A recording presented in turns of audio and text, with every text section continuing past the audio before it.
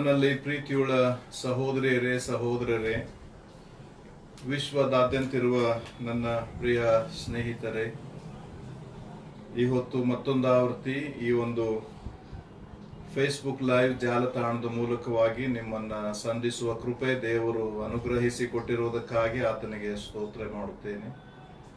ಮತ್ತು ಇಂದಿನ ಈ ಧ್ಯಾನದ ಸಮಯಕ್ಕೆ ನಿಮ್ಮನ್ನ ಪ್ರೀತಿಪೂರ್ವಕವಾಗಿ ಆಹ್ವಾನಿಸುತ್ತೇನೆ. ಒಂದು ಚಿಕ್ಕ ಪ್ರಾರ್ಥನೆ ಇಂದಿನ ಈ ಧ್ಯಾನ ಸಮಯವನ್ನ ಆರಂಭಿಸೋಣ. ಪ್ರಾರ್ಥನೆ ಮಾಡುವ. ಕೃಪಾಮಯನಾದ ನಮ್ಮ ದೇವರೇ, ಕಾಲಕಾಲಕ್ಕೆ ನಿನ್ನನ್ನು ವಿಧ ವಿಧವಾದ ರೀತಿಯಲ್ಲಿ ಪ್ರಕಟಿಸಿಕೊಂಡಾತನೇ, ಪವಿತ್ರವಾದ ನಿನ್ನ ನಾಮವನ್ನ ಸ್ತುತಿಸುತ್ತೇವೆ, ಆರಾಧಿಸುತ್ತೇವೆ, ಕೊಂಡಾಡುತ್ತೇವೆ. ತಂದೆಯಾಗಿಯೂ ಮಗನಾಗಿಯೂ ಪವಿತ್ರಾತ್ಮನಾಗಿಯೂ ನಿನ್ನನ್ನೇ ನಮಗೆ ಪ್ರಕಟ ಮಾಡಿಕೊಂಡು ದೇವರ ಕುರಿತಾದಂಥ ತಿಳುವಳಿಕೆಯನ್ನು ನಮಗೆ ಅನುಗ್ರಹಿಸಿ ನಿನ್ನ ಹೆಜ್ಜೆ ಜಾಡಿನಲ್ಲಿ ನಡೆಯುವ ಕೃಪೆ ನೀನು ಕೊಟ್ಟು ಸ್ಫೂರ್ತಿ ಕೊಡ್ತಾ ಇದ್ದೀನಿ. ನಿನಗೆ ಸ್ತೋತ್ರ. ಪರಿಶುದ್ಧಾತ್ಮನು ನಮ್ಮಲ್ಲಿ ನಮ್ಮೊಂದಿಗೆ ನಮ್ಮ ಸುತ್ತಲೂ ಇದ್ದು ನಮಗೆ ಬೇಕಾದ ಸತ್ಯದ ಪರಿಜ್ಞಾನವನ್ನು ಅನುಗ್ರಹಿಸಿ ನಿನ್ನ ಮಾರ್ಗದಲ್ಲಿ ನಡೆಯುವಂತೆ ನಮ್ಮನ್ನ ತಿದ್ದಿ ತೀಡುವುದಕ್ಕಾಗಿ ನಿನಗೆ ಸ್ತೋತ್ರ.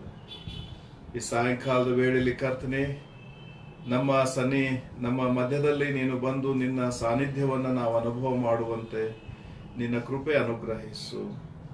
ಇಂದಿನ ಧ್ಯಾನದಲ್ಲಿ ಸೇರಿ ಬಂದಿರುವ, ಅಲ್ಲಲ್ಲಿ ತಮ್ಮ ತಮ್ಮ ಮನೆಗಳಲ್ಲಿ ಕುಳಿತು ಕುಟುಂಬವಾಗಿ ಕರ್ತನೆ ಇಂದಿನ ಧ್ಯಾನದಲ್ಲಿ ಪಾಲು ತೆಗೆದುಕೊಳ್ಳುತ್ತಿರುವ ನಿನ್ನ ಮಕ್ಕಳೆಲ್ಲರನ್ನ ಆಶೀರ್ವಾದ ಮಾಡು. ಇಂದಿನ ಕರ್ತನೆ ಪ್ರಕಟಣೆ ಗ್ರಂಥದ ಈ ಭಾಗವು ನಮ್ಮೆಲ್ಲರಿಗೂ ಆತ್ಮಿಕ ಪ್ರಯೋಜನವನ್ನ ಉತ್ತೇಜನವನ್ನ ತರುವಂತದ್ದಾಗಿರುವ ಹಾಗೆ ನಿನ್ನ ದಾಸನ ಮೂಲಕವಾಗಿ ನೀನು ನಮ್ಮೆಲ್ಲರನ್ನು ಉದ್ದೇಶಿಸಿ ಮಾತನಾಡಿ ಮಹಿಮೆ ಹೊಂದಬೇಕಾಗಿ ರಕ್ಷಕನಾದ ಯೇಸುವಿನ ನಾಮದಲ್ಲಿ ಬೇಡಿದ್ದೇವೆ ನಮ್ಮ ತಂದೆಯೇ, ಆಮೆನ್. ಪ್ರಿಯರೇ, ದೇವರ ವಾಕ್ಯದಲ್ಲಿ ಹೊತ್ತು ಪ್ರಕಟಣೆ ಗ್ರಂಥ 2ನೇ ಅಧ್ಯಾಯದ 8ನೇ ವಚನದಿಂದ 11ನೇ ವಚನದವರೆಗಿರುವಂತ ಭಾಗವನ್ನ ನಾವು ಧ್ಯಾನ ಮಾಡೋಣ. ಪ್ರಕಟಣೆ 2ನೇ ಅಧ್ಯಾಯ 8ರಿಂದ 11.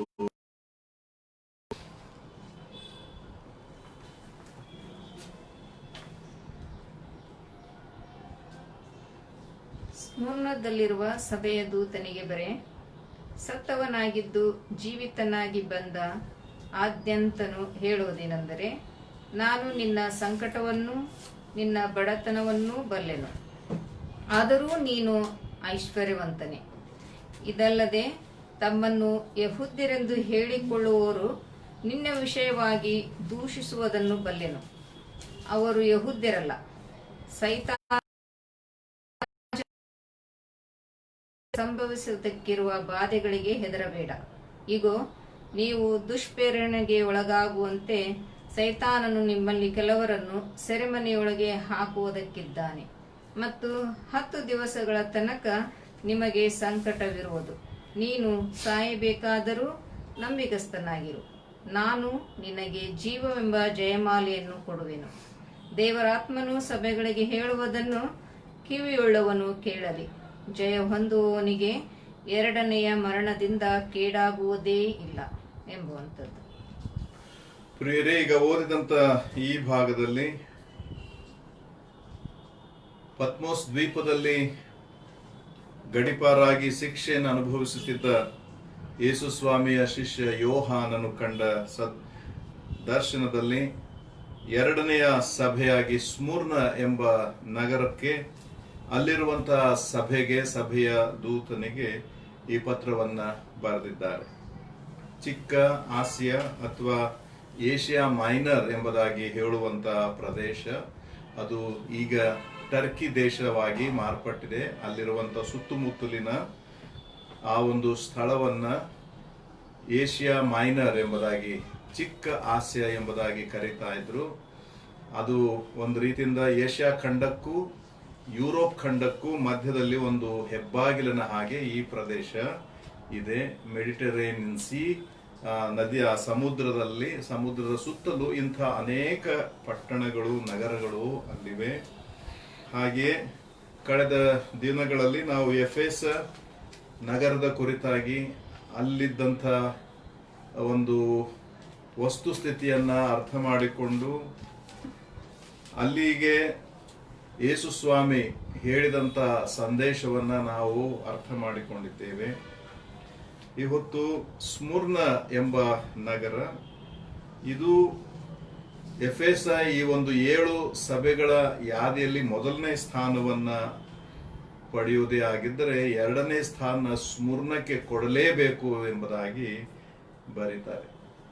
ಯಾಕಂತ ಹೇಳಿದ್ರೆ ಇದು ಬಹಳ ಸುಂದರವಾದಂಥ ಒಂದು ನಗರವಂತೆ. ನಾವು ನೋಡಲಿಲ್ಲ, ಈಗಲೂ ಕೂಡ ಇದು ಟರ್ಕಿ ದೇಶದ ಇಜ್ಮೀರ್ ಎಂಬುದಾಗಿ ಹೇಳುವಂಥ ಈ ನಗರದ ಮಧ್ಯಭಾಗದಲ್ಲಿ ಅಲ್ಲಿ ಹಳೆಯ ಪಳೆಯುಳಿಕೆಗಳನ್ನು ನಾವು ನೋಡಬಹುದು.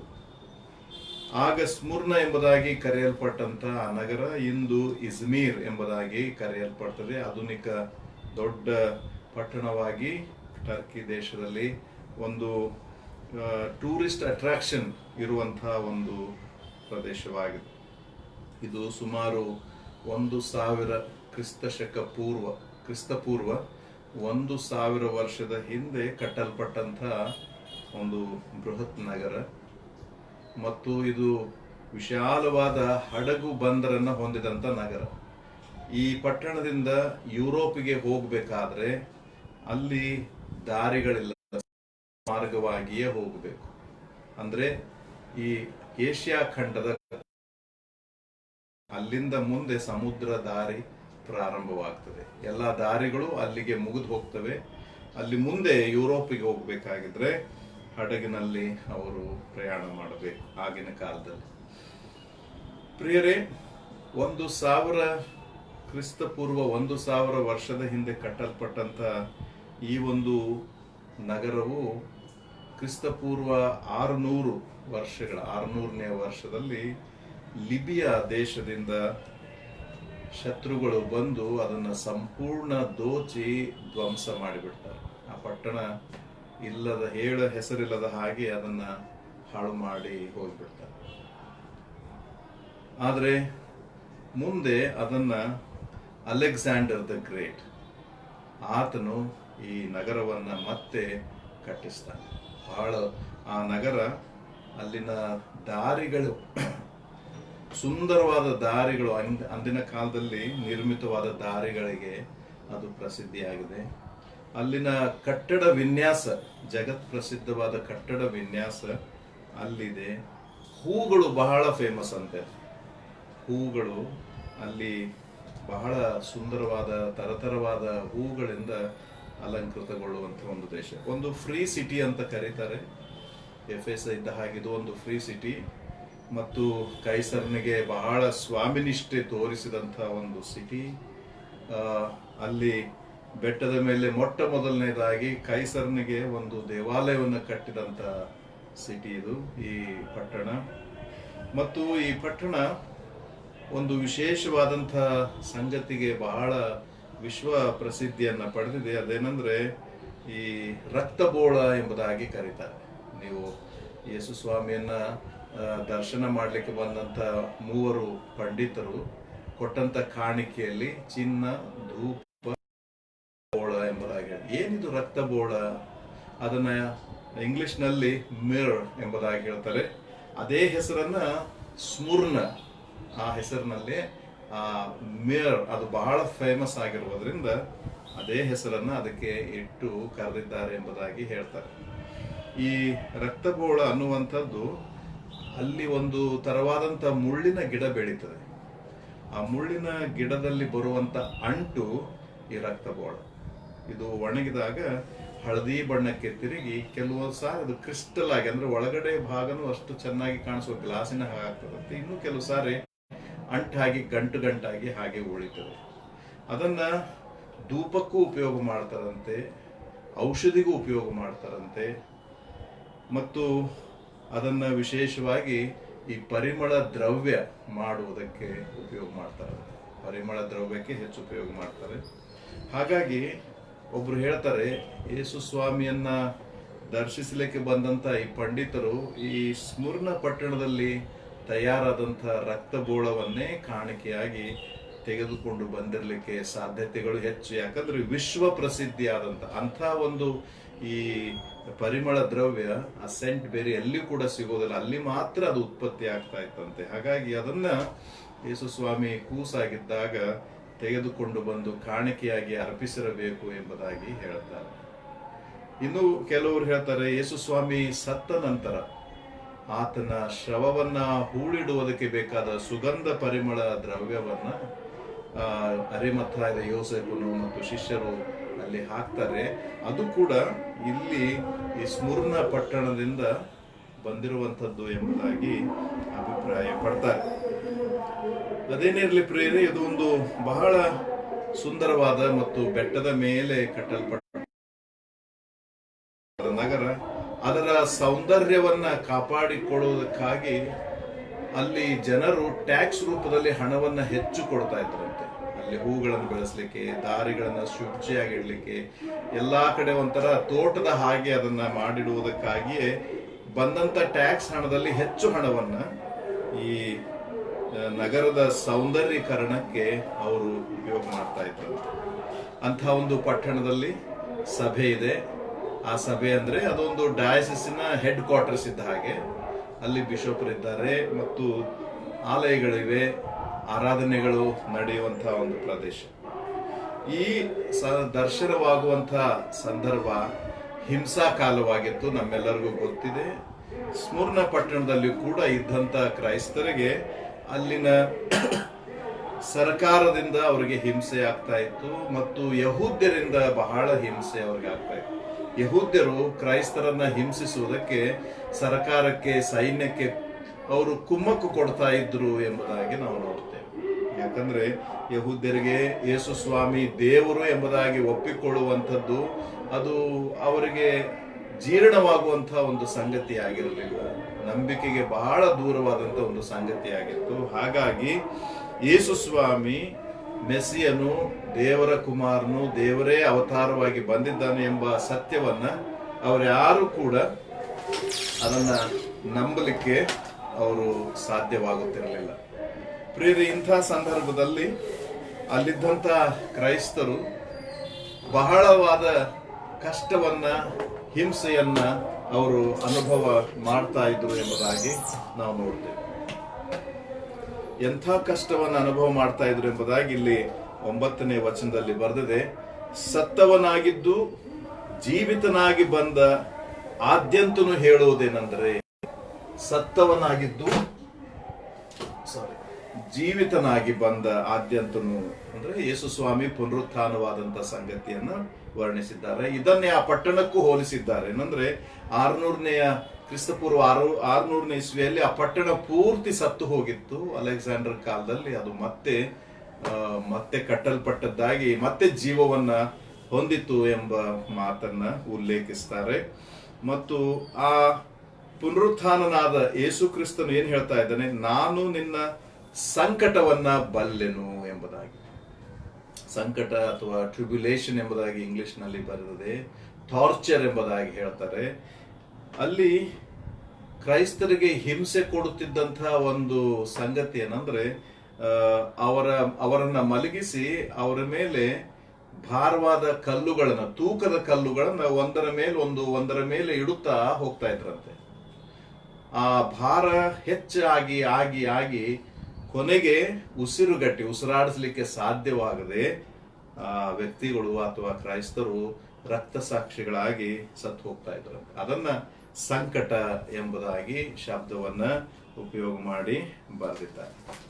ಪ್ರಿಯರೇ, ಇಂಥ ಒಂದು ಸಂಕಟವನ್ನ ನಾನು ಬಲ್ಲೆನು ಎಂಬುದಾಗಿ ಹೇಳುವುದರ ಹಿನ್ನೆಲೆಯಲ್ಲಿ ಕಳೆದ ವಾರಗಳಲ್ಲಿ ನೋಡಿದೆವು. 7 ದೀಪಸ್ತಂಭಗಳ ಮಧ್ಯದಲ್ಲಿ ತಿರುಗಾಡುತ್ತಿದ್ದೇನೆ ಎಂಬುದಾಗಿ ಯೇಸು ಸ್ವಾಮಿ ಹೇಳಿದರಲ್ಲ. ಅದರ ಅರ್ಥ ಏನಂದ್ರೆ, ಯೇಸು ಸ್ವಾಮಿ ಸುಮ್ಮನೆ ಅಲ್ಲಿ ಸಭೆಗಳ ಮಧ್ಯದಲ್ಲಿ ತಿರುಗಾಡುತ್ತಾ ಇದ್ದನು ಎಂಬುದಾಗಿ ತಿಳಿದುಕೊಳ್ಳದೆ ಅಲ್ಲಿರುವ ಎಲ್ಲಾ ವಸ್ತು ಸ್ಥಿತಿಯನ್ನ ಆತನು ತಿಳಿದುಕೊಳ್ಳುತ್ತಾ ಇದ್ದ. ಕ್ರೈಸ್ತರ ಸ್ಥಿತಿ ಏನಾಗಿತ್ತು, ಅವರ ಜೀವನ ಏನಾಗಿತ್ತು, ಅವರ ಸೇವೆ ಏನಾಗಿತ್ತು, ಅವರಿಗಿರುವಂತಹ ಕಷ್ಟ ಏನು, ಸಂಕಟ ಏನು ಎಂಬುದನ್ನ ತಿಳಿದುಕೊಳ್ಳುವವನಾಗಿದ್ದನು ಎಂಬುದು ನಮಗೆ ಅರ್ಥವಾಗಿದೆ. ಪ್ರಿಯರೇ, ಇದರಿಂದ ನಮಗೆ ಗೊತ್ತಾಗ್ತದೆ ಯೇಸು ಸ್ವಾಮಿ ನಮ್ಮ ಮಧ್ಯದಲ್ಲಿ ಇದ್ದಾನೆ. ಎಲ್ಲಿ ಇಬ್ಬರು ಮೂವರು ಒಂದೇ ಹೆಸರಿನಲ್ಲಿ ಒಂದೇ ಮನಸ್ಸಿನಿಂದ ಆತನ ಹೆಸರಿನಲ್ಲಿ ಕೂಡಿ ಬರುತ್ತಾರೋ ಅವರ ಮಧ್ಯದಲ್ಲಿ ನಾನಿದ್ದೇನೆ ಎಂದು ವಾಗ್ದಾನ ಮಾಡಿದ್ದಾನೆ.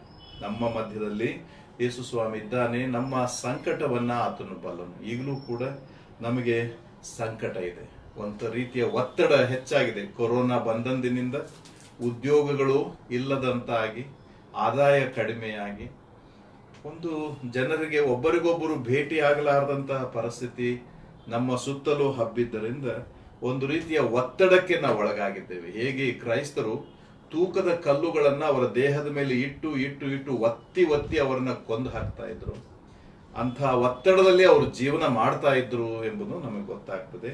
ಇಂಥ ಒತ್ತಡದ ಸಂದರ್ಭಗಳಲ್ಲಿ ಪುನರುತ್ಥಾನನಾದ ಯೇಸು ನಮ್ಮ ಮಧ್ಯದಲ್ಲಿದ್ದು ನಮ್ಮ ಎಲ್ಲಾ ಕಷ್ಟವನ್ನ ಸಂಕಟವನ್ನ ಬಲ್ಲವನಾಗಿದ್ದಾನೆ ಎಂಬುದು ದೇವರ ವಾಕ್ಯ ಬೋಧಿಸ್ತದೆ. ಇನ್ನು ಎರಡನೇದಾಗಿ ನಿನ್ನ ಬಡತನವನ್ನು ಬಲ್ಲೆನು ಎಂಬುದಾಗಿ ಹೇಳ್ತದೆ. ನಿನ್ನ ಬಡತನವನ್ನ ನಾನು ಬಲ್ಲೆನು. ಕ್ರೈಸ್ತರು ಬಡವರ. ಯಾಕೆ ಬಡವರ ಅಂದ್ರೆ ಆಗಿನ ಕಾಲದಲ್ಲಿ ಕ್ರೈಸ್ತತ್ವಕ್ಕೆ ಮನಸ್ಸು ಕೊಟ್ಟು ತಮ್ಮ ಅನ್ಯ ಮಾರ್ಗಗಳನ್ನು ಬಿಟ್ಟು ಯೇಸುವನ್ನ ನಂಬಿದವರು ಯಾರಂದ್ರೆ ಹೆಚ್ಚಿನವರು ಕೀಳು ಕುಲದ ಹಿನ್ನೆಲೆಯಿಂದ ಬಂದವರು. ಆವಾಗಲೂ ಕೂಡ ಈ ಕುಲಗಳ ತಾರತಮ್ಯ, ಜನರಲ್ಲಿಯೇ ತಾರತಮ್ಯ, ನಾನು ಹೆಚ್ಚಿನವನು ನೀನು ಕೀಳು ನಾನು ಮೇಲು ಅನ್ನುವಂಥ ತಾರತಮ್ಯ ಆ ಚಿಕ್ಕ ಆಸಿಯಾ ಸೀಮೆಯಲ್ಲಿಯೂ ಕೂಡ ಪ್ರಬಲವಾಗಿತ್ತು. ಬಡತನಕ್ಕೆ ಒಂದು ಕಾರಣ, ಹೆಚ್ಚಿನವರು ಕೀಳು ಕುಲದವರಂದ್ರೆ ಅವರು ಬಡವರೇ ಅಲ್ವಾ, ದಿನಗೂಲಿ ಮಾಡಿಕೊಂಡು ಬದುಕುವಂತ ಜನರು ಹೆಚ್ಚಾಗಿ ಯೇಸು ಸ್ವಾಮಿಯನ್ನ ನಂಬಿ ಬಂದಿದ್ರು. ಇನ್ನು ಎರಡನೇದಾಗಿ ಅಲ್ಲಿ ಬಂದಂಥವರ ಯೇಸು ಸ್ವಾಮಿಯನ್ನು ನಂಬಿದಂತಹ ಜನರಿಗೂ ಆ ಊರುಗಳಲ್ಲಿ ಅಥವಾ ಆ ಪ್ರದೇಶದಲ್ಲಿದ್ದಂಥ ಶ್ರೀಮಂತರಿಗೂ ಬಹಳ ವ್ಯತ್ಯಾಸ, ಬಡತನ ಶ್ರೀಮಂತ ಅಜಗಜಾಂತರ ವ್ಯತ್ಯಾಸವಾಗಿರ್ತಾ ಇತ್ತು. ಬಹಳ ವ್ಯತ್ಯಾಸವಾದಂಥ ಒಂದು ಸ್ಥಿತಿಯನ್ನ ಅವರ ಅನುಭವ ಮಾಡ್ತಾ ಇದ್ರು. ಮತ್ತು ಈ ಹಿಂಸಾಕಾಲ ಬಂತೆಂದ್ರೆ ಈ ಸಾರ್ವಜನಿಕರು ಯಾರಾದ್ರೂ ಎಲ್ಲಾದ್ರೂ ಗಲಭೆ ನಡೀತಾ ಇದೆ, ಕ್ರೈಸ್ತರಿಗೆ ಹೊಡಿತಾ ಇದ್ದಾರೆ, ಅಲ್ಲಿ ಕ್ರೈಸ್ತರಿಗೆ ಹಿಂಸೆ ಆಗ್ತಾ ಇದೆ ಎಂಬುದಾಗಿ ಗೊತ್ತಾದ್ರೆ ಅಲ್ಲಿದ್ದಂತ ಕ್ರೈಸ್ತರ ಎಲ್ಲಾ ಮನೆಗಳಿಗೂ ಹೋಗಿ ಅವರ ಮನೆಯನ್ನ ಸೂರೆ ಮಾಡಿಬಿಡ್ತಾ ಇದ್ರು. ಅಂದ್ರೆ ಇದ್ದ ಹಣ, ಒಡವೆ, ಅಲ್ಲಿದ್ದಂತ ದವಸ ಧಾನ್ಯ ಏನಿದ್ರು ಎಲ್ಲವನ್ನ ತಕ್ಕೊಂಡು ಹೋಗ್ಬಿಡ್ತಾ ಇದ್ರು. ಹಾಗಾಗಿ ಕ್ರೈಸ್ತರು ಬಡತನ ಅಥವಾ ಬಡವರಾಗಲಿಕ್ಕೆ ಅದು ಒಂದು ಕಾರಣವಾಗಿತ್ತು ಎಂಬುದಾಗಿ ನೋಡ್ತೇವೆ. ಆಮೇಲೆ ಈ ಗೋಧಿಯನ್ನ, ಬೇರೆ ಬೇರೆ ದವಸ ಧಾನ್ಯಗಳನ್ನ ತರುವ ಹಡಗುಗಳು, ಬೇರೆ ಬೇರೆ ಕಡೆಯಿಂದ ಹಡಗುಗಳು, ಈ ಆಹಾರ ಪದಾರ್ಥವನ್ನ ತರುವಂತ ಹಡಗುಗಳು ಕೆಲವು ಸಾರಿ ಹೆಚ್ಚು ಕಡಿಮೆ ಪ್ರತಿ ವರ್ಷ ಬಿರುಗಾಳಿಗೆ ಸಿಕ್ಕಿ ಅವು ಬರುವುದು ತಡವಾಗ್ತಾ ಇತ್ತು. ಈ ತಿಂಗಳು ಬರುವಂತ ಹಡಗು 1 ತಿಂಗಳು 2 ತಿಂಗಳು ಬಿಟ್ಟು ಅದು ಬಂದರಿಗೆ ಬರಬೇಕಾಗ್ತಾ ಇತ್ತು. ಅಲ್ಲಿಂದ ಆ ದವಸ ಧಾನ್ಯಗಳನ್ನ ಇಳಿಸುವವರು ಇವರಿಗೆ ಸಿಗುವ ಕೂಲಿ ತುಂಬಾ ತುಂಬಾ ಕಡಿಮೆ. ಹೀಗಾಗಿ ಬಹುತೇಕ ಕ್ರೈಸ್ತರು, ಈ ಸ್ಮುರ್ನ ಪಟ್ಟಣದಲ್ಲಿದ್ದಂತ ಬಹುತೇಕ ಕ್ರೈಸ್ತರು ಅತ್ಯಂತ ಬಡತನವನ್ನ ಅವರ ಅನುಭವ ಮಾಡ್ತಾ ಇದ್ದಾರೆ. ಅವರ ಬಡತನ ಬಹಳವಾಗಿತ್ತು. ಒಂದು, ಅವರು ಕೀಳು ಕುಲದಿಂದ ಅಂದ್ರೆ ಬಡತನದ ಹಿನ್ನೆಲೆಯಿಂದಲೇ ಬಂದವರು. ಶ್ರೀಮಂತರಿಂದ ಅವ್ರಿಗೆ ಯಾವ ಸಹಾಯ ಸಿಗ್ತಿರ್ಲಿಲ್ಲ. ಅವರು ಕ್ರೈಸ್ತರಾದ್ದರಿಂದ ಅನೇಕರು ತಮ್ಮ ಕೆಲಸಗಳನ್ನ ಕಳ್ಕೊಂಡ್ರು. ಅವ್ರಿಗೆ ಮೊದಲಿದ್ದಂತ ಕೆಲಸಗಳು ಹೋದವು. ಮನೆಗಳಲ್ಲಿ ಅಲ್ಲಲ್ಲಿ ಕೆಲಸ ಮಾಡುವವರನ್ನ ಬಿಡಿಸಿಬಿಟ್ರು. ಸಣ್ಣ ಸಣ್ಣ ಹೊಲಗಳಲ್ಲಿ ಕೆಲಸ ಮಾಡುವಾಗ ಯಜಮಾನರವರನ್ನ ಕೆಲಸದಿಂದ ತೆಗಿತಾರೆ. ಹೀಗೆ ಅವರಿಗೆ ಕೆಲಸಗಳು ಕೂಡ ಸಿಗದ ಹಾಗೆ ಬಹಳ ಒಂದು ರೀತಿಯ ಕಷ್ಟದ ಪರಿಸ್ಥಿತಿಯನ್ನ ಅವರು ಅನುಭವ ಮಾಡ್ತಿರ್ತಾರೆ. ಅದಕ್ಕೆ ಯೇಸು ಸ್ವಾಮಿ ಬಹಳ ಸ್ಪಷ್ಟವಾಗಿ ಹೇಳ್ತಾ ಇದ್ದಾರೆ, ನಾವು ನಿನ್ನ ಬಡತನವನ್ನು ಬಲ್ಲೆನು, ನಿನ್ನ ಬಡತನವನ್ನು ಬಲ್ಲೆನು. ಮುಂದೆ ಹೇಳ್ತಾ ಇದ್ದಾನೆ, ಆದರೂ ನೀನು ಐಶ್ವರ್ಯವಂತನೇ.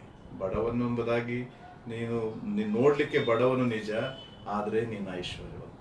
ಅಂದ್ರೆ ಏನರ್ಥ, ಈ ಕ್ರೈಸ್ತರಲ್ಲಿ, ಸ್ಮುರ್ನ ನಗರದಲ್ಲಿದ್ದಂತ ಕ್ರೈಸ್ತರಿಗೆ ಅವರ ಹತ್ತಿರ ಇರುವಂತ ಒಂದೇ ಒಂದು ಆಸ್ತಿ ಅಂದ್ರೆ ಯೇಸು ಸ್ವಾಮಿ.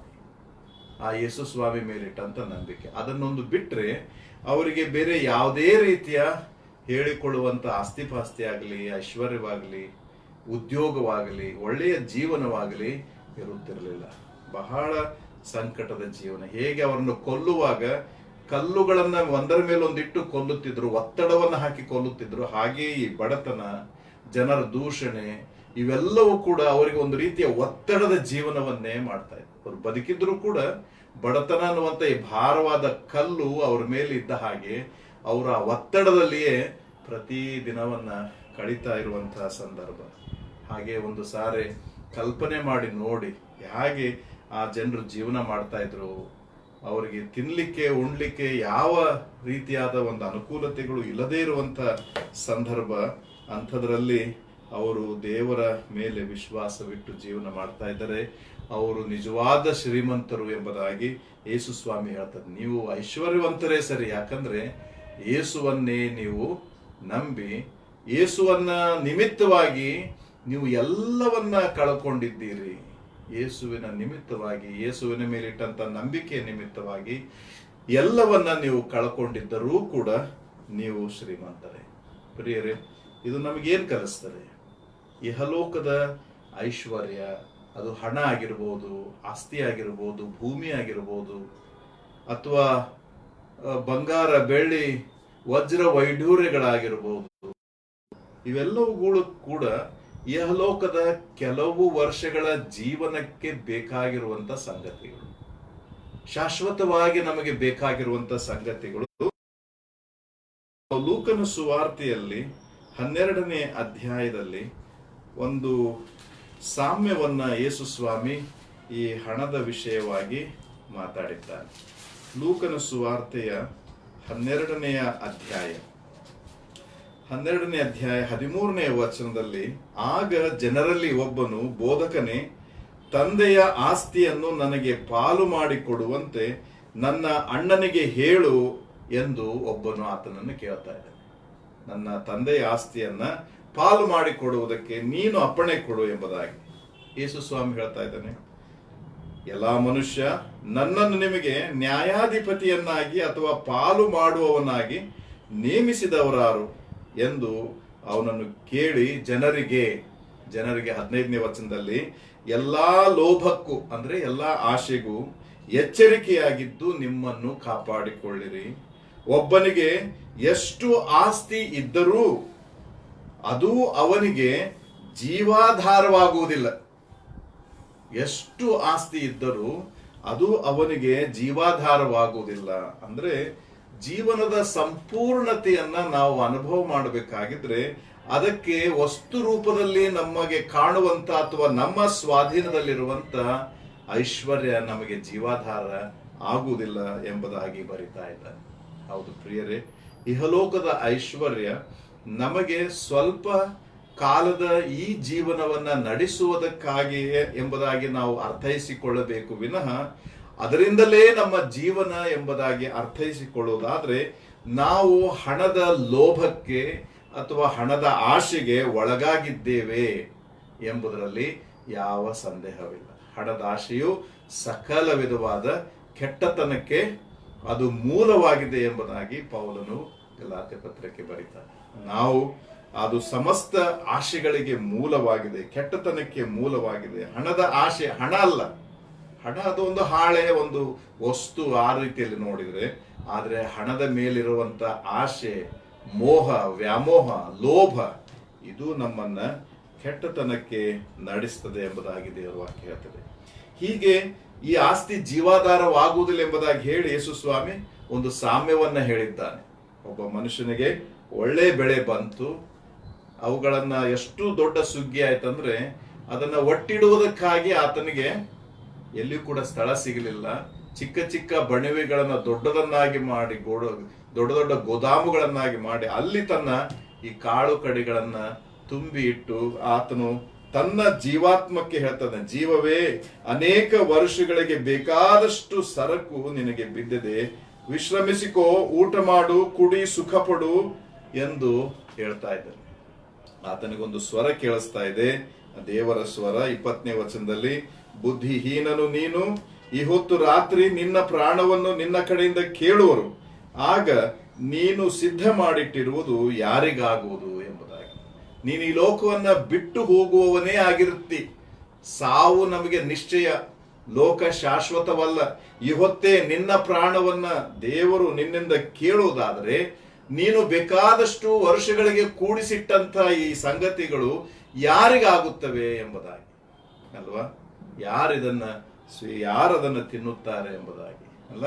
ಈ ಲೋಕದಲ್ಲಿ ನಾವು ಶಾಶ್ವತವಾಗಿ ಇರುವುದಿಲ್ಲ. ನಮ್ಮ ಮನೆ ಇನ್ನೊಂದು ಕಡೆ ಇದೆ, ಅಲ್ಲಿಗೆ ನಾವು ಹೋಗುವವರಾಗಿದ್ದೇವೆ ಎಂಬುದನ್ನ ನೆನಪಿಗೆ ತಂದುಕೊಳ್ಳಬೇಕು. ಪ್ರಿಯರೇ, ಈ ಲೋಕದ ಐಶ್ವರ್ಯ ಜೀವಾಧಾರವಾಗುವುದಿಲ್ಲ. ಅಂದ್ರೆ ನಮ್ಮನ್ನು ನಿತ್ಯ ಜೀವಕ್ಕೆ ಸೇರಿಸುವ ಸಾಧನ ಅದಲ್ಲ. ನಮ್ಮನ್ನು ನಿತ್ಯ ಜೀವಕ್ಕೆ ಸೇರಿಸುವುದಕ್ಕೆ ಅದು ಪೂರಕವಾಗಿಯೂ ಇಲ್ಲ. ನಿತ್ಯ ಜೀವಕ್ಕೆ ಸೇರಿಸುವುದು ಕರ್ತನಾದ ಯೇಸು ಕ್ರಿಸ್ತನ ಮೇಲಣ ನಂಬಿಕೆ. ನಿತ್ಯ ಜೀವಕ್ಕೆ ಸೇರಿಸುವುದು ಕರ್ತನಾದ ಯೇಸುವಿನಿಂದ ನಾವು ಹೊಂದುವ ಪಾಪ ಕ್ಷಮಾಪಣೆ. ನಿತ್ಯ ಜೀವಕ್ಕೆ ನಮ್ಮನ್ನು ನಡೆಸುವುದು ದೇವರು ನಮಗೆ ಕೊಡುವ ದೇವರ ಮಕ್ಕಳಾಗುವ ಅಧಿಕಾರ. ಇವುಗಳ ಮೂಲಕವಾಗಿ ನಾವು ಜೀವಕ್ಕೆ ಸೇರ್ತೇವೆ. ಯೇಸು ನಮಗೆ ಜೀವಾಧಾರವಾಗಿದ್ದಾನೆ. ನಾನೇ ಸತ್ಯವೂ ಮಾರ್ಗವೂ ಸತ್ಯವೂ ಜೀವವೂ ಆಗಿದ್ದೇನೆ ಎಂಬುದಾಗಿ ಸ್ವಾಮಿ ಹೇಳಿದ್ದಾನೆ. ಪ್ರಿಯರೇ, ಆತನು ನಮಗೆ ಜೀವದ ಆಧಾರನಾಗಿದ್ದಾನೆ. ಹೊರತು ಇಹಲೋಕದ ಯಾವುದೇ ನಮ್ಮ ಅನುಕೂಲತೆಗಳಿಗಾಗಿ ನಾವು ಮಾಡಿಕೊಂಡಿರುವ ಯಾವ ಸಂಗತಿಯೂ ಕೂಡ ನಮಗೆ ಅದು ಜೀವಾಧಾರವಾಗಿರುವುದಿಲ್ಲ. ರಷ್ಯಾ ದೇಶದಲ್ಲಿ ಅಲ್ಲಿಯೂ ಕೂಡ ಕ್ರೈಸ್ತರಿದ್ದಾರೆ. ಆದರೆ ಅಲ್ಲಿಯೂ ಕೂಡ ಈಗಲೂ ಕೂಡ ಅಲ್ಲಿ ಕ್ರೈಸ್ತರು ಕಷ್ಟ ಅನುಭವಿಸ್ತಾ ಇದ್ದಾರೆ. ಅವರಿಗೆ ಸಿಗಬೇಕಾದ ಸವಲತ್ತುಗಳು ಸರ್ಕಾರದಿಂದ ಸಿಗುವುದಿಲ್ಲ. ಅವರು ಒಂದು ರೀತಿಯಿಂದ ಮಾರ್ಜಿನಲೈಸ್ಡ್ ಎಂಬುದಾಗಿ ಹೇಳ್ತಾರೆ. ಅಂಚಿಗೆ ತಳ್ಳಲ್ಪಟ್ಟಂತ ಸ್ಥಿತಿಯಲ್ಲಿ ಅವರು ಇರುವಂತಹ ಜನರು ಇರ್ತಾರೆ. ಒಬ್ಬರು ಸೇವಕರು ಅಮೆರಿಕ ದೇಶದಿಂದ ರಷ್ಯಾ ದೇಶದಲ್ಲಿರುವಂತಹ ಒಂದು ವಿಶ್ವಾಸಿ ಗುಂಪಿನ ದೇವರ ಸೇವಕರನ್ನ ಭೇಟಿಯಾಗುವುದಕ್ಕೆ ಆ ದೇಶಕ್ಕೆ ಬಂದ್ರಂತೆ.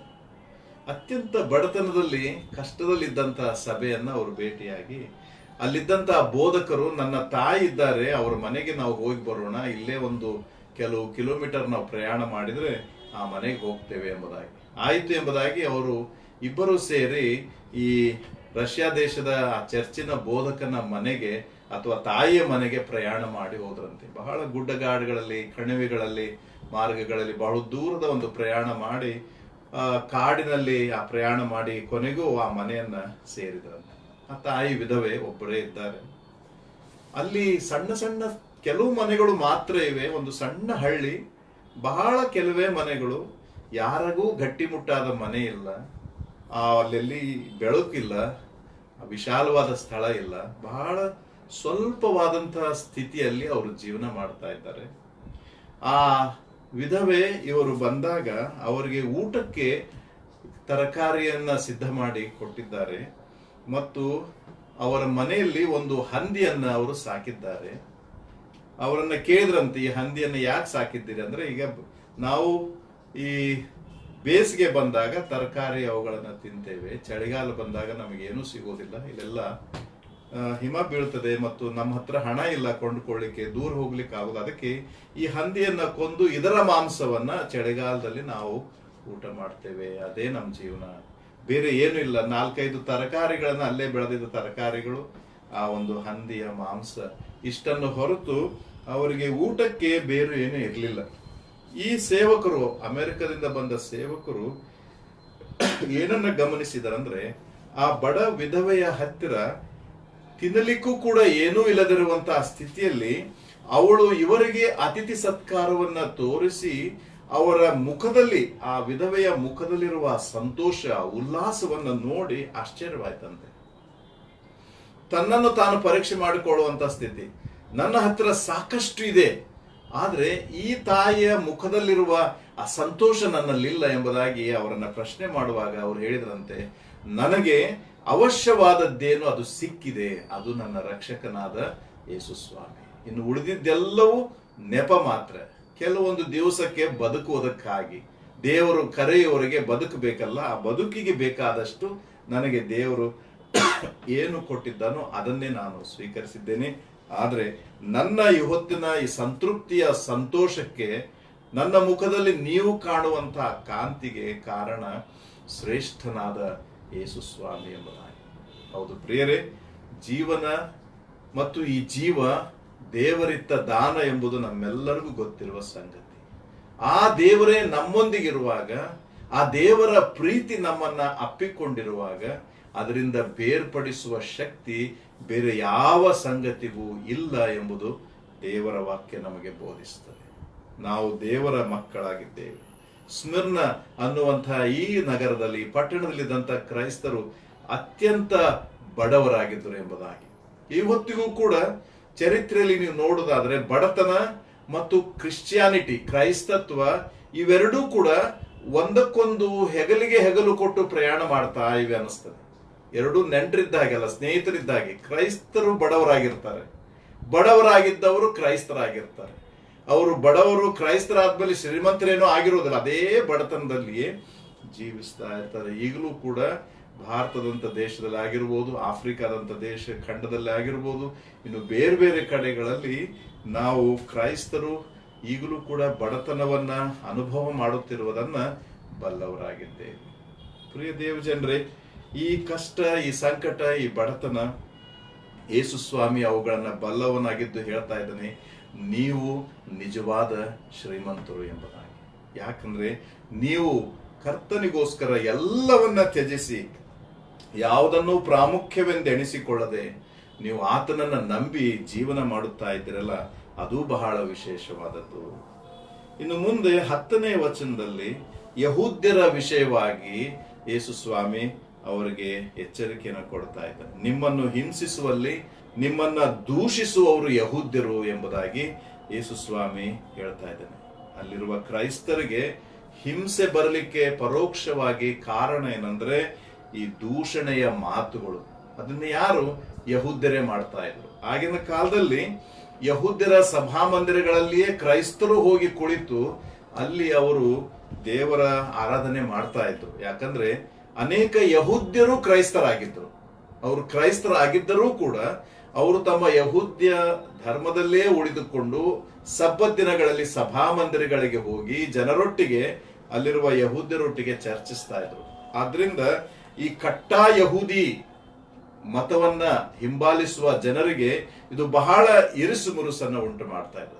ಇವರು ಯಹೂದ್ಯರು ನಮ್ಮ ಸಹೋದರರಾಗಿದ್ದರೂ ಈಗ ಯೇಸು ಸ್ವಾಮಿ ನಂಬಿದ್ದರಿಂದ ನಮ್ಮ ಸಭಾ ಮಂದಿರಕ್ಕೆ ಯಾಕೆ ಬರ್ತಾರೆ, ಅವರನ್ನ ಇಲ್ಲಿಂದ ಒದ್ದೋಡಿಸಬೇಕು ಅನ್ನುವಂಥದ್ದು ಅವರ ಒಂದು ಇಚ್ಛೆ. ಆದ್ರಿಂದ ಅವರು ಪದೇ ಪದೇ ಸರ್ಕಾರಕ್ಕೆ ಕ್ರೈಸ್ತರ ಬಗ್ಗೆ ಇಲ್ಲ ಸಲ್ಲದ ವಿಚಾರಗಳನ್ನ ಹೇಳಿ ಅವರ ಮೇಲೆ ದೂಷಣೆಯನ್ನ ಹೊರಿಸ್ತಾ ಇದ್ರು, ಅವರ ಮೇಲೆ ಆರೋಪಗಳನ್ನ ಹೊರಿಸ್ತಾ ಇದ್ರು.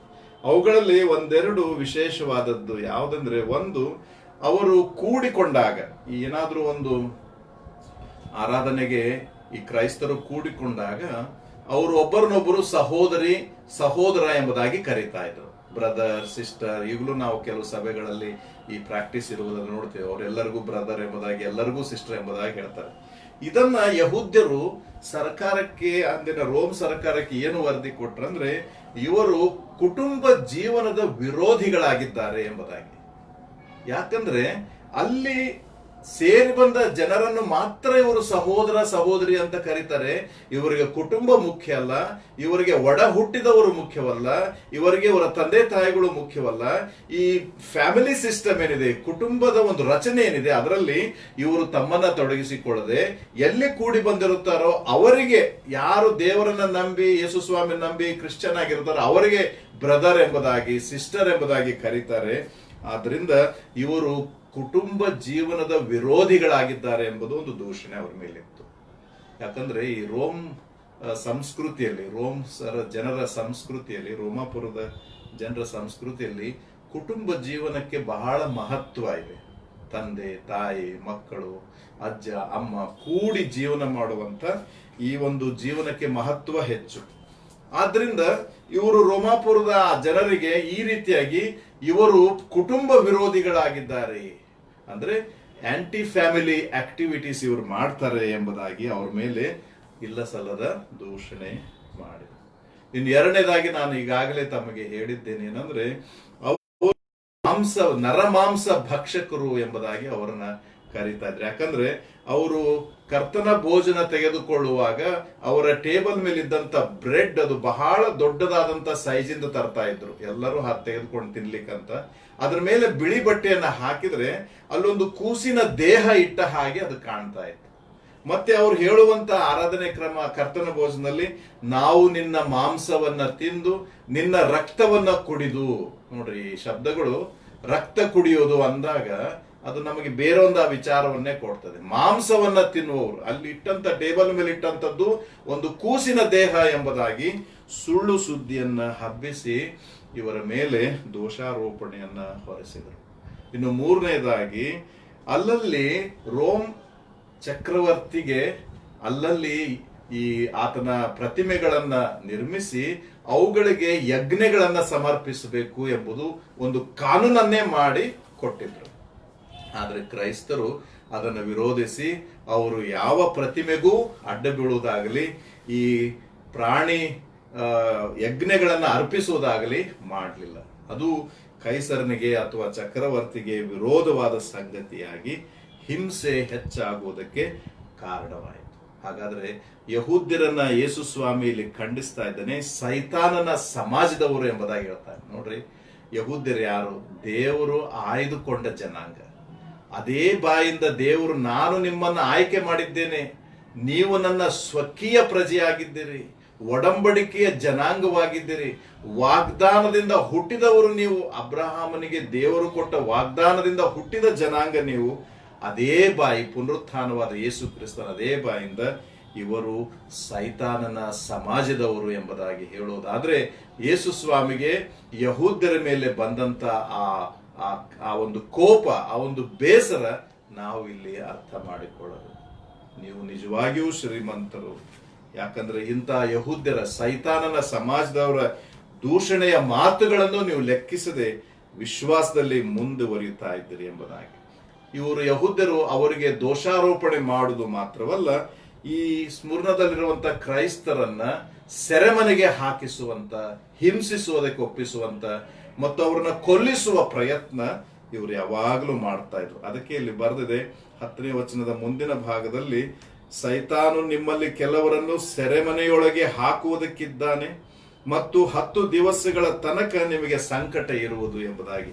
10 ದಿವಸ ಎಂಬುದಾಗಿ ಹೇಳಿದ್ರೆ ಅದನ್ನ ಹಾಗೆ ಅಕ್ಷರಶಃ ತಿಳಿದುಕೊಳ್ಳುವುದಲ್ಲ, ಬಹಳ ಶಾರ್ಟ್ ಟೈಮ್ ಎಂಬುದಾಗಿ ಅದರ ಅರ್ಥ. ಕೆಲವೇ ದಿನಗಳು, ಕೆಲವೇ ಸಮಯದಲ್ಲಿ ನೀವು ಈ ಸೆರೆಮನೆಯಿಂದ ಹೊರಗೆ ಬರುತ್ತೀರಿ, ಅಥವಾ ಈ ಒಂದು ಸಂಕಟದಿಂದ ನೀವು ಹೊರಬರುತ್ತೀರಿ ಎಂಬುದು ಅದರ ಅರ್ಥ. ಅದಕ್ಕೆ ಯೇಸು ಸ್ವಾಮಿ ಮುಂದೆ ಹೇಳ್ತಾರೆ, ನೀನು ಸಾಯಬೇಕಾದರೂ, ಒಂದು ವೇಳೆ ಈ ಒಂದು ಸಣ್ಣ ಚಿಕ್ಕ ಅಲ್ಪ ಸಮಯದಲ್ಲೇ ಸಾಯುವಂತ ಸ್ಥಿತಿ ನಿನಗೆ ಬಂದರೂ ನಂಬಿಗಸ್ತನ, ಜೀವ ತೆಗೆಯುತ್ತಾರೆ ಎಂಬುದಾಗಿ ಹೇಳಿ ನೀನು ದೇವರ ವಿಶ್ವಾಸದಿಂದ ದೂರ ಹೋಗಬೇಡ, ದೇವರನ್ನ ತಿರಸ್ಕರಿಸಬೇಡ. ಯೇಸುವಿನ ಮೇಲೆ ಇಟ್ಟಂತ ವಿಶ್ವಾಸ ಜೀವದಿಂದಿರುವ ತನಕ ನೀನು ಸಾಯಬೇಕಾದರೂ ನಂಬಿಗಸ್ತನಾಗಿರು ಎಂಬುದಾಗಿ ಬರ್ತದೆ. ಪ್ರಿಯರೇ, ಯೇಸು ಸ್ವಾಮಿಯನ್ನ ಹಿಂಬಾಲಿಸುವವರಿಗೆ ಯೇಸು ಸ್ವಾಮಿ ಯಾವ ಒಂದು ಉತ್ತಮ ಜೀವನದ ಸಂಕೇತವನ್ನಾಗಲಿ ಒಂದು ಗುರುತನ್ನಾಗಲಿ ನಮಗೆ ಕೊಡಲಿಲ್ಲ.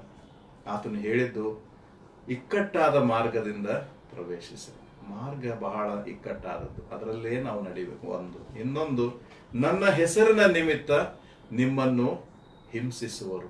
ಮತ್ತಾಯನ ಸುವಾರ್ತೆಯಲ್ಲಿ ಬರೆದಿದೆ, ನಿಮ್ಮನ್ನು ನ್ಯಾಯಾಲಯಗಳಿಗೆ ಎಳಕೊಂಡು ಹೋಗೋರು, ನಿಮ್ಮ ಮೇಲೆ ಇಲ್ಲ ಸಲ್ಲದ ಆರೋಪಗಳನ್ನ ಹೊರಿಸುವರು, ನಿಮ್ಮನ್ನು ಕೊರಡೆಗಳಿಂದ ಹೊಡಿಸುವರು ಎಂಬುದಾಗೆಲ್ಲ ಯೇಸು ಸ್ವಾಮಿ ಹೇಳಿದ್ರು. ನನ್ನ ನಿಮಿತ್ತವಾಗಿ ನನ್ನನ್ನು ಹಿಂಬಾಲಿಸುವವರಿಗೆ ಸುಖದ ದಿನಗಳಲ್ಲ, ಬದಲಾಗಿ ಕಷ್ಟದ, ಸಂಕಟದ, ಹಿಂಸೆಯ ದಿನಗಳು ನಮಗೆ ಇರುತ್ತವೆ ಎಂಬುದಾಗಿ ನಾವು ಬಲ್ಲವರಾಗಿದ್ದೇವೆ. ಸಾಯಬೇಕಾದರೂ ನಂಬಿಗಸ್ತನಾಗಿ.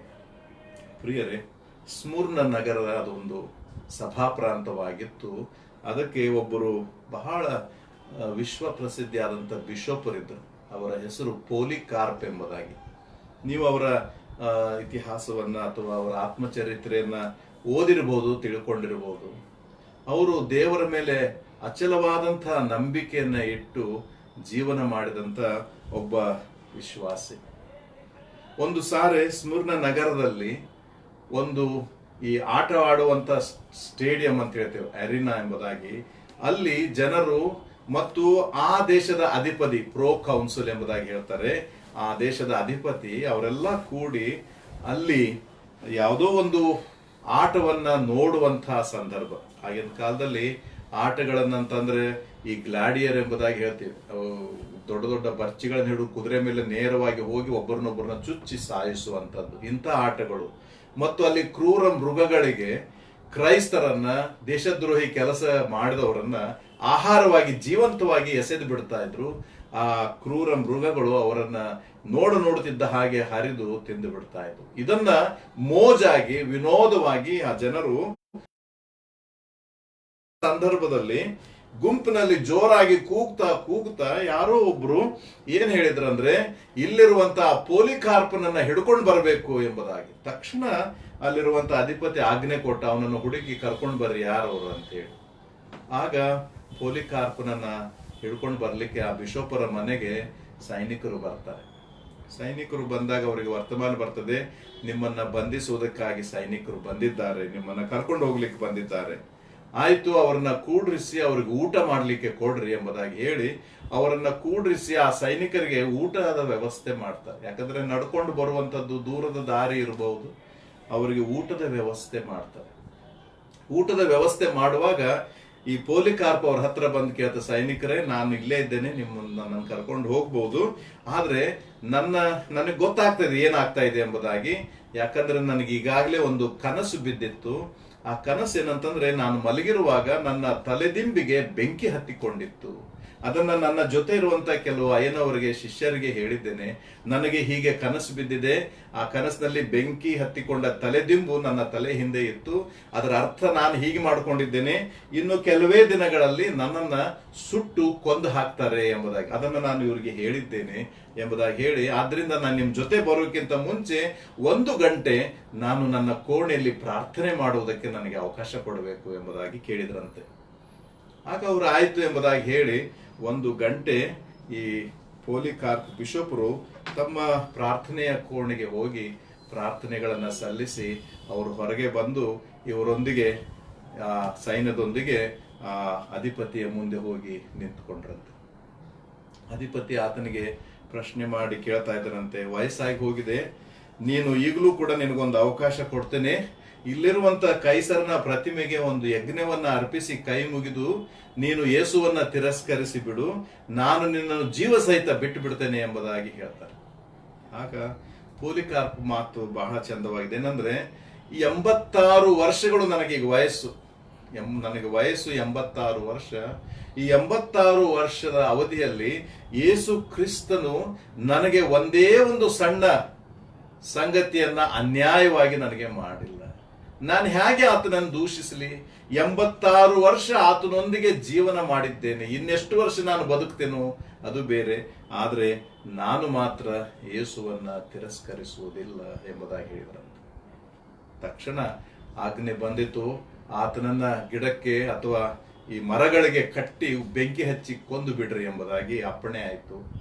ಅಪ್ಪಣೆ ಆದ ತಕ್ಷಣ ಅಲ್ಲಿ ಕೂತಂತ ಜನರು, ಎಲ್ಲಿ ಈ ಒಂದು ಆಟವನ್ನ ನೋಡೋದಕ್ಕೆ ಸೇರಿದ ಜನರಲ್ಲ, ಅದರಲ್ಲೂ ವಿಶೇಷವಾಗಿ ಯಹೂದ್ಯರು, ಮರಗಳ ಬಡ್ಡಿಯನ್ನ, ಆ ಕಾಂಡವನ್ನ ತರುವುದಕ್ಕೆ, ಕಟ್ಟಿಗೆಗಳನ್ನ ತರುವುದಕ್ಕೆ ತಮ್ಮ ಜಾಗೆಯನ್ನು ಬಿಟ್ಟು ಓಡಿ ಹೋಗಿ ಅಲ್ಲಲ್ಲಿ ಬಿದ್ದಂತ ದೊಡ್ಡ ದೊಡ್ಡ ಮರದ ರೆಂಬೆಗಳನ್ನ, ಒಣಗಿದ ಮರಗಳನ್ನ ಕೂಡಿಸಿ ಹೆಗಲ ಮೇಲೆ ಹೊತ್ತುಕೊಂಡು ಬಂದು ಒಟ್ಟಿ ಇಟ್ರಂತೆ ಆತನನ್ನ ಸುಡುವುದಕ್ಕಾಗಿ.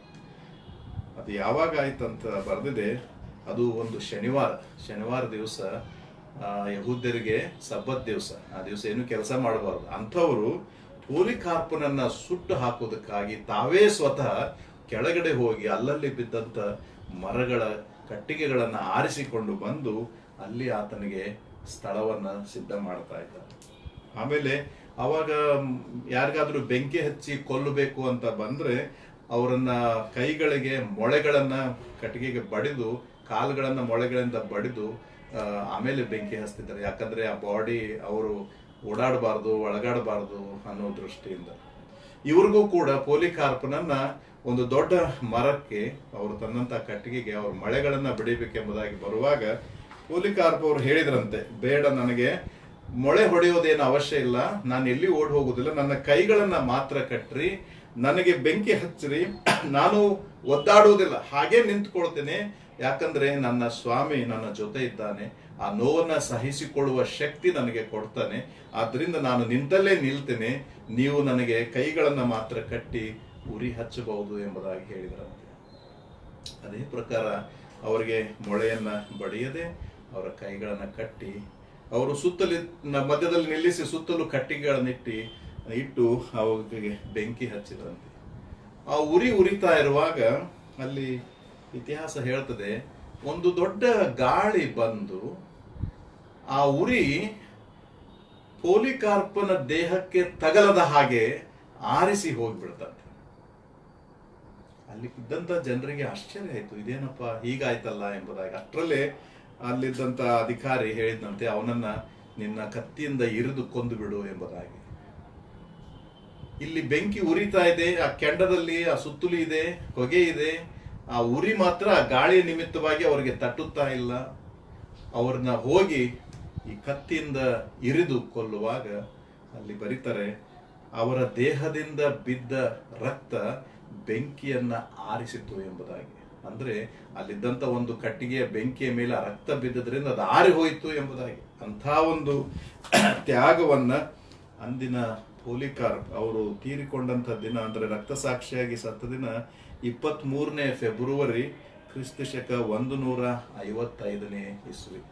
ಅವಾಗ ನಡೆದಂತ ಈ ಘಟನೆ ಅದೊಂದು ಶನಿವಾರವಾಗಿತ್ತು ಎಂಬುದು ನಮಗೆ ಗೊತ್ತಿರುವಂತಹ ಸಂಗತಿ. ಪ್ರಿಯರೇ, ಸಾಯಬೇಕಾದ್ರೂ ನಂಬಿಗಸ್ತನಾಗಿರು ಎಂಬ ವಚನ ಅಂದು ದರ್ಶನದಲ್ಲಿ ಯೇಸು ಸ್ವಾಮಿ ಹೇಳಿದ ವಚನ. ತದನಂತರ ಆ ಸಭೆಯ ಪಾಲಕನಾದಂಥ ಬಿಷೋಪರಾದಂಥ ಪೋಲಿಕಾರ್ಪ್ ಅವರ ಜೀವನದಲ್ಲಿ ಸಾಯುವವರೆಗೂ ಅವರು ನಂಬಿಗಸ್ತರಾಗಿ, ಯೇಸು ಸ್ವಾಮಿಯಿಂದ ನಾನು ಯಾವ ಅನ್ಯಾಯವನ್ನು ಹೊಂದಲಿಲ್ಲ, ಆತನನ್ನು ತಿರಸ್ಕರಿಸಲಾರೆ ಎಂಬುದಾಗಿ ಹೇಳಿ ಅವರಿಂದ ಅಲ್ಲಿಯೇ ಹತಸಾಕ್ಷಿಯಾಗಿ ಅವರು ಪ್ರಾಣವನ್ನು ಬಿಟ್ಟರು. ಸಾಯಬೇಕಾದ್ರೂ ನಂಬಿಗಸ್ತನಾಗಿರು, ನಾನು ನಿನಗೆ ಜೀವವೆಂಬ ಜಯಮಾಲೆಯನ್ನು ಕೊಡುವೆನು. ಇಂಗ್ಲಿಷ್ನಲ್ಲಿ ಕ್ರೌನ್ ಎಂಬುದಾಗಿ ಬರೆದಿದೆ, ಕಿರೀಟವನ್ನ ಕೊಡುವೆನು ಎಂಬುದಾಗಿ.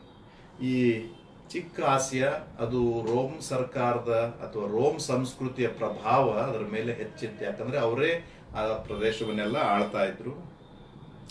ಈ ರೋಮನ್ನರು ಯಾರಾದ್ರೂ ಆಟಗಳಲ್ಲಿ ಗೆದ್ರೆ ಅವರಿಗೆ ಈ ಒಲಿವ್ ಮರದ ಕಿರೀಟವನ್ನ, ಆ ಹಸಿರು ಎಲೆಗಳ ಚಂದವಾದ ಕಿರೀಟವನ್ನ ಮಾಡಿ ಅವರಿಗೆ ಹಾಕ್ತಾರೆ. ಮದುವೆಯಲ್ಲಿ ವಧುವಿಗೆ ವರುವಿಗೆ ಅಂಥದ್ದನ್ನೇ ಮಾಡಿರ್ತಾರೆ. ಅಥವಾ ಏನಾದ್ರೂ ಒಂದು ಹಬ್ಬದ ವಾತಾವರಣ ಇದ್ರೆ ಆ ಹಬ್ಬದಲ್ಲಿ ಪಾರ್ಟಿ ಮಾಡೋದಕ್ಕೆ ಬರೋರೆಲ್ಲರೂ ಇಂಥ ಕಿರೀಟಗಳನ್ನ ಹಾಕಿಕೊಂಡು ಅವ್ರಿಗೆ ಅದು ಕಿರೀಟ ಅಂದ್ರೆ ತುಂಬಾ ಇಷ್ಟ.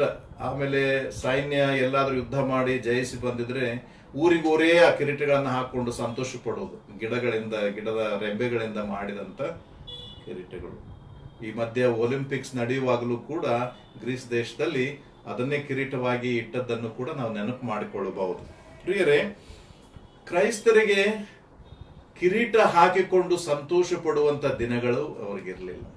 ಅವ್ರು ಯಾವ ಆಟದಲ್ಲಿ ಹೋಗಿ ಗೆಲ್ಲುವಂತ ಅವಕಾಶ ಇರಲಿಲ್ಲ, ಅಥವಾ ಯಾವ್ದಾದ್ರೂ ಹಬ್ಬ ಹರಿದಿನಗಳನ್ನ ಮಾಡಿ ಸಂತೋಷ ಪಡುವಂತ ಸ್ಥಿತಿ ಅವ್ರದ್ದಾಗಿರ್ಲಿಲ್ಲ. ಅವರು ಉಪವಾಸ ವನವಾಸವಿದ್ದು ಸಂಕಟ ಪಡುತ್ತಾ ಹಿಂಸೆ ಪಡುತ್ತಾ ಜೀವಿಸುತ್ತಿದ್ದಂತ ಜನ. ಸಮಾಜದಲ್ಲಿ ಕ್ರೈಸ್ತರು ಅಂದ್ರೆ ಅವರನ್ನ ಅಂಚಿಗೆ, ಅಂದ್ರೆ ಅವರನ್ನ ಸಮಾಜದಿಂದ ದೂರವಾಗಿ ಇಟ್ಟಂತ ಒಂದು ಜನಾಂಗದ ಹಾಗೆ ಅವರಿದ್ರು. ಅವ್ರಿಗೆ ಯಾವ ಸವಲತ್ತುಗಳಿರ್ಲಿಲ್ಲ. ಕಿರೀಟ ಹಾಕಿಕೊಳ್ಳುವುದು ಅಂದ್ರೆ ಆಗಿನ ಸಮಾಜದಲ್ಲಿ ಅವರಿಗೆ ಬಹಳ ಸಂತೋಷ ಆಗಿದೆ, ಬಹಳ ಆನಂದವಾಗಿದೆ, ಅವರಿಗೆ ಸಂತೃಪ್ತಿಯಾಗಿದೆ ಅಂತ ಅದರ ಗುರುತದು. ಅದನ್ನು ಹಾಕಿಕೊಂಡು ಅಷ್ಟು ಖುಷಿ ಪಡ್ತಾರೆ. ಆದ್ರೆ ಕ್ರೈಸ್ತರಾದಂಥ ಇವರಿಗೆ ಒಂದೇ ಒಂದು ದಿನವೂ ಅಂಥ ಕಿರೀಟವನ್ನ ಹಾಕಿಕೊಂಡು ನಾನು ಸಂತೋಷವಾಗಿದ್ದೇನೆ, ಸಮೃದ್ಧಿಯಾಗಿದ್ದೇನೆ, ಹಾಯಾಗಿದ್ದೇನೆ ಎಂಬುದಾಗಿ ಹೇಳುವಂಥ ಯಾವುದೇ ರೀತಿಯ ಅವಕಾಶ ಇಲ್ಲ. ಅದನ್ನೇ ಇಲ್ಲಿ ಯೇಸು ಸ್ವಾಮಿ ಹೇಳ್ತಾ ಇದ್ದಾನೆ, ಜೀವವೆಂಬ ಜಯಮಾಲೆ, ಜೀವದ ಕಿರೀಟವನ್ನ ನಾನು ಕೊಡ್ತೇನೆ. ಈ ಲೋಕದಲ್ಲಿ ನಿಮಗೆ ಯಾರೂ ಕಿರೀಟ ಕೊಡ್ಲಿಲ್ಲ. ನೀವು ನನಗೋಸ್ಕರ ಈ ಲೋಕದಲ್ಲಿ ಎಂಥ ಒಂದು ಒಳ್ಳೆ ಜೀವನ ಮಾಡಿದ್ರು ಅದನ್ನು ಯಾರು ಗುರುತಿಸಲಿಲ್ಲ. ಅದು ಯಾರ ದೃಷ್ಟಿಯಲ್ಲಿಯೂ ಅಷ್ಟು ಯೋಗ್ಯವಾಗಿ ಮಹತ್ತದ್ದಾಗಿ ಯಾರಿಗೂ ಕಾಣಲಿಲ್ಲ. ಎಲ್ಲರೂ ಅದನ್ನು ಅಲಕ್ಷ್ಯ ಮಾಡಿದ್ರು. ನೀನು ಸಾಯುವಲ್ಲಿಯೂ ನಂಬಿಗಸ್ತನಾಗಿರುವುದಾದರೆ ಜೀವವೆಂಬ ಜಯಮಾಲೆ ನಾನು ಕೊಡ್ತೇನೆ ಎಂಬುದಾಗಿ ಸ್ವಾಮಿ ಅಲ್ಲಿ ಅಭಯ ವಚನ ಕೊಡ್ತಾರೆ. ಪ್ರಿಯರೇ, ನಮ್ಮ ಸ್ವಾಮಿ ಎಂಥ ಒಳ್ಳೆಯ ದೇವರು, ಎಂಥ ಒಂದು ಪ್ರೀತಿ. ನೀವು ಯಾವುದನ್ನ ಈ ಲೋಕದಲ್ಲಿ ಅನುಭವ ಮಾಡಲಿಕ್ಕೆ ಸಾಧ್ಯವಾಗಲಿಲ್ಲೋ, ಕ್ರಿಸ್ತನ ನಂಬಿಕೆ ನಿಮಿತ್ತ ಯಾವುದನ್ನ ನೀವು ಕಳ್ಕೊಂಡಿದ್ದೀರೋ ಅದನ್ನು ನಾನು ನಿಮಗೆ ಶಾಶ್ವತವಾಗಿರುವಂತಹ ರೀತಿಯಲ್ಲಿ ಕೊಡುತ್ತೇನೆ. ಜೀವವೆಂಬ ಜಯಮಾಲ, ಜೀವ ಅನ್ನುವಂಥದ್ದನ್ನೇ ಕಿರೀಟ ಅಂದ್ರೆ ನಿತ್ಯವಾಗಿ ನನ್ನೊಂದಿಗೆ ಜೀವಿಸುವ ಅವಕಾಶ ನಿಮಗೆ ದೊರೆಯುತ್ತದೆ ಎಂಬುದಾಗಿ ಹೇಳುತ್ತಾ, ದೇವರಾತ್ಮನು ಸಭೆಗಳಿಗೆ ಹೇಳುವುದನ್ನ ಕಿವಿಯುಳ್ಳವನು ಕೇಳಲಿ, ಅಂದ್ರೆ ತಿಳ್ಕೊಳ್ಳಲಿ, ಗ್ರಹಿಸಲಿ. ಜೀವಾಧಾರಕ್ಕೆ ಆಸ್ತಿ, ಹಣ, ಸ್ಥಾನ, ಮಾನ ಮುಖ್ಯವಲ್ಲ, ಯೇಸುವಿನ ಮೇಲಿನ ವಿಶ್ವಾಸ ಮುಖ್ಯ. ಯಾಕಂದ್ರೆ ಇಹಲೋಕದ ಜೀವನ ಅದು ಒಂದು ಇತಿಮಿತಿಯಲ್ಲಿ ನಡೆದು ಮುಗಿಸಿಬಿಡುವಂಥ ಜೀವನ. ದೇವರು ಕೊಡುವ ಜೀವವಾದರೂ ನಿತ್ಯವಾಗಿರುವಂಥದ್ದು. ಅದನ್ನು ನಾವು ದೇವರೊಂದಿಗೆ ಲೀನವಾಗುವುದು ಎಂಬುದಾಗಿ ಹೇಳ್ತೇವೆ. ಆತನಲ್ಲಿ ಒಂದಾಗುವುದು. ಯೇಸು ಸ್ವಾಮಿಗೆ ಆದಿಯೂ ಅಂತ್ಯವೂ ಇಲ್ಲ. ಯಾಕಂದ್ರೆ ಅದನ್ನು ಮೊದಲೇ ಹೇಳಿದ್ದಾನೆ, ಜೀವಿತನಾಗಿ ಬಂದ ಆದ್ಯಂತನು ಅಂದ್ರೆ ಪ್ರಾರಂಭವೂ ಕೊನೆಯೂ ಇಲ್ಲದಂತಹ ದೇವರು ಎಂಬುದಾಗಿ, ಶಾಶ್ವತವಾಗಿ ಇರುವಂತಹ ದೇವರು ಆತನಾಗಿದ್ದಾನೆ. ನಾವು ಕೂಡ ನಂಬಿಗಸ್ತರಾಗಿ ಲೋಕದಲ್ಲಿ ಜೀವನ ಮಾಡುವುದಾದ್ರೆ ನಮಗೆ ಆ ಜೀವವನ್ನ ಜಯಮಾಲೆಯಾಗಿ, ಕಿರೀಟವಾಗಿ ನಮಗೆ ಆತನು ಕೊಡುವನಾಗಿದ್ದಾನೆ. ಜಯ ಹೊಂದುವವನಿಗೆ ಎರಡನೆಯ ಮರಣದಿಂದ ಕೇಡಾಗುವುದಿಲ್ಲ ಎಂಬುದು. ಜಯ ಹೊಂದುವುದಂದ್ರೆ ಈ ನಂಬಿಕೆಯ ಓಟದಲ್ಲಿ ಸ್ಥಿರ ಚಿತ್ತನಾಗಿ ಓಡುತ್ತಾ ಗುರಿಯನ್ನ ಮುಟ್ಟುವುದು, ಸೈತಾನನ ಯಾವ ಶೋಧನೆಗೂ ಒಳಗಾಗದಂತೆ ಅವುಗಳನ್ನ ಜಯಿಸಿ ಮುಂದೆ ಸಾಗುವುದು. ಕರ್ತನು ನಮ್ಮಿಂದ ಅಪೇಕ್ಷಿಸುವ ಆ ಸಾಕ್ಷಿಯ ಜೀವನವನ್ನ ನಮಗೆ ಕೊಟ್ಟಿರುವ ಈ ಆಯುಷ್ಕಾಲದಲ್ಲಿ ಮಾಡಿ ತೋರಿಸುವುದು, ನಡೆದು ತೋರಿಸುವುದು ಆಗಿದೆ. ಈ ರೀತಿಯಾದ ಜಯದ ಜೀವಿತ ನಾವು ಮಾಡುವುದಾದ್ರೆ ಜಯ ಹೊಂದುವವನಿಗೆ ಎರಡನೆಯ ಮರಣದ ಕೇಡಾಗುವುದೇ ಇಲ್ಲ. ಎರಡನೆಯ ಮರಣ, ಅದರ ಬಗ್ಗೆ ಹೆಚ್ಚಿನ ವಿವರಣೆ ಅವಶ್ಯವಿಲ್ಲ ಎಂಬುದಾಗಿ ನಾನು ಭಾವಿಸ್ತೇನೆ. ಅದು ನಿತ್ಯವಾದ ನರಕ. ಅದು ಕೂಡ ಬೆಂಕಿಯಿಂದ ಕೂಡಿದಂಥದ್ದು. ಪೋಲಿಕಾರ್ಪನನ್ನ ಬೆಂಕಿ ದಹಿಸಲಿಕ್ಕೆ ಆಗಲಿಲ್ಲ, ಆದ್ರೆ ಆ ಎರಡನೇ ಮರಣದಲ್ಲಿರುವಂತಹ ಬೆಂಕಿಯಲ್ಲಿ ಬೀಳುವ ಪ್ರತಿಯೊಬ್ಬೊಬ್ಬರು ಅಲ್ಲಿ ಆ ಸಂಕಟವನ್ನ ಅನುಭವ ಮಾಡಬೇಕಾಗ್ತದೆ. ಎರಡನೆಯ ಮರಣದಿಂದ ಅವರಿಗೆ ತಪ್ಪಿಸಿಕೊಳ್ಳುವುದಕ್ಕೆ ಸಾಧ್ಯವಿಲ್ಲ. ಜಯ ಹೊಂದುವವನು ಮಾತ್ರ ಈ ಎರಡನೆಯ ಮರಣದಿಂದ ತಪ್ಪಿಸಿಕೊಂಡು ಆತನ ಜೀವಕ್ಕೆ ಸೇರ್ತಾನೆ. ಹಾಗಾದ್ರೆ ನಿಜವಾದ ಐಶ್ವರ್ಯ, ಯೇಸು ಸ್ವಾಮಿ ನೀನು ನಿಜವಾಗಿಯೂ ಐಶ್ವರ್ಯವಂತನೇ ಅಂತ ಹೇಳಿದ್ನಲ್ಲ, ಅದೇನಂತ ಹೇಳಿದ್ರೆ, ನೀನು ಜೀವದ ಜಯಮಾಲೆಯನ್ನು ಹೊಂದುವುದಕ್ಕೆ ಪಟ್ಟಂತ ಪ್ರಯಾಸ ಅದೆಯಲ್ಲ, ಅದು ನಿಜವಾದ ಐಶ್ವರ್ಯ. ನಿನಗೆ ಸಿಗುವ ನಿಜವಾದ ಐಶ್ವರ್ಯ ಪರಲೋಕ, ದೇವರೊಂದಿಗೆ ಜೀವಿಸುವಂಥದ್ದು. ಆದ್ರಿಂದ ಇಹಲೋಕದ ಅನುಕೂಲತೆಗಳಾಗಿಯೇ ನಾವು ಅನುಭವ ಮಾಡೋಣ. ಅದು 1 ಕೋಟಿ ಇರ್ಬೋದು, 1 ಲಕ್ಷ ಇರ್ಬೋದು, 100, 1,000 ಇರ್ಬೋದು. ಅದನ್ನು ನಮ್ಮ ಅನುಕೂಲತೆಗೆ ಎಷ್ಟು ಬೇಕೋ ಅಷ್ಟದನ್ನು ಉಪಯೋಗ ಮಾಡಿಕೊಳ್ಳೋಣ. ಆದರೆ ನಮ್ಮ ದೃಷ್ಟಿ ಮಾತ್ರ, ನಮ್ಮ ಮನೋದೃಷ್ಟಿ ಮಾತ್ರ ನಿತ್ಯ ಜೀವವನ್ನ ಪಡೆಯೋದರ ಕಡೆಗೆ, ನಿತ್ಯ ಜೀವವನ್ನ ಹೊಂದುವುದರ ಕಡೆಗೆ ಮಾತ್ರ ಅದು ಕೇಂದ್ರೀಕೃತವಾಗಿರುವಂತೆ ನೋಡಿಕೊಳ್ಳೋಣ. ಇದು ಬಹಳ ವಿಶೇಷವಾದದ್ದು. ಹಾಗಾದ್ರೆ ಸ್ಮುರ್ನ ಸಭೆಗೆ ಬರೆದಂತ ಈ ಪತ್ರದಲ್ಲಿ ದೇವರು, ಯೇಸು ಸ್ವಾಮಿ ಸಭೆಗಳ ಮಧ್ಯದಲ್ಲಿ ತಿರುಗಾಡುತ್ತಾ ಅವರ ನೋವನ್ನ, ಕಷ್ಟವನ್ನ, ದುಃಖವನ್ನ ಆತನು ಬಲ್ಲವನಾಗಿ ಅವರಿಗೆ ಧೈರ್ಯವನ್ನ, ಅಭಯವಚನವನ್ನ ಕೊಟ್ಟು ಅವರನ್ನ ಕಾಪಾಡ್ತಾ ಇದ್ದಾನೆ. ಇಂದಿಗೂ ಕೂಡ ಕ್ರೈಸ್ತರಿಗೆ ಹಿಂಸೆಗಳು ತಪ್ಪಿಲ್ಲ. ಈಗಲೂ ಕೂಡ ವಿಶ್ವದಾದ್ಯಂತ, ವಿಶೇಷವಾಗಿ ನಮ್ಮ ದೇಶದಲ್ಲಿ, ಉತ್ತರ ಭಾರತದಲ್ಲಿರ್ಬೋದು, ದಕ್ಷಿಣ ಭಾರತದಲ್ಲಿರ್ಬೋದು, ಅಲ್ಲಲ್ಲಿ ಗಲಭೆಗಳು, ಕ್ರೈಸ್ತರಿಗೆ ಆಗುವ ಹಿಂಸೆಗಳನ್ನು ನಾವು ಓದುತ್ತೇವೆ, ಕೇಳ್ತೇವೆ, ನೋಡ್ತೇವೆ. ಎಷ್ಟೋ ಜನರು ಅದನ್ನು ಅನುಭವ ಕೂಡ ಮಾಡ್ತಾ ಇದ್ದಾರೆ. ಪ್ರಿಯ ದೇವ ಜನರೇ, ದೇವರ ವಾಕ್ಯ ನಮಗೆ ಹೇಳ್ತದೆ, ನಂಬಿಗಸ್ತ ಆಗಿ ಇರೋಣ. ಇಹಲೋಕದ ಕಷ್ಟ ನಷ್ಟಗಳು ಕ್ಷಣಿಕ ಎಂಬ ಒಂದು ತಿಳುವಳಿಕೆಯಿಂದ ಸಾಗೋಣ. ನಿತ್ಯ ಜೀವಕ್ಕೆ ನಮ್ಮನ್ನು ಸಿದ್ಧಪಡಿಸಿಕೊಳ್ಳುತ್ತಾ ಅನೇಕರಿಗೆ ದೇವರ ಪ್ರೀತಿಯನ್ನು, ನಮ್ಮ ಸುತ್ತಮುತ್ತಲಿರುವಂತ ಜನರಿಗೆ ದೇವರ ಪ್ರೀತಿ ಎಂಬ ಆ ಒಂದು ಪರಿಮಳ ದ್ರವ್ಯವನ್ನ ಹಂಚಿಕೊಳ್ಳೋಣ. ಸ್ಮರಣ ಹೇಗೆ ಅದು ಪರಿಮಳ ದ್ರವ್ಯಕ್ಕೆ ಪ್ರಸಿದ್ಧಿಯಾಗಿ ಕ್ರಿಸ್ತನ ಸಾಕ್ಷಿಯಾಗಿ ಕ್ರಿಸ್ತನ ಪರಿಮಳವನ್ನ ಎಲ್ಲಾ ಕಡೆಗೆ ಹಬ್ಬಿಸಿತ್ತು, ಅದೇ ರೀತಿಯಾಗಿ ನಾವು ಯೇಸುವಿಗೆ ಸುಗಂಧ ವಾಸನೆಯ ಕಾಣಿಕೆಯಾಗಿ ಇರೋಣ. ದೇವರು ನಮ್ಮೆಲ್ಲರನ್ನ ಆಶೀರ್ವಾದ ಮಾಡಲಿ.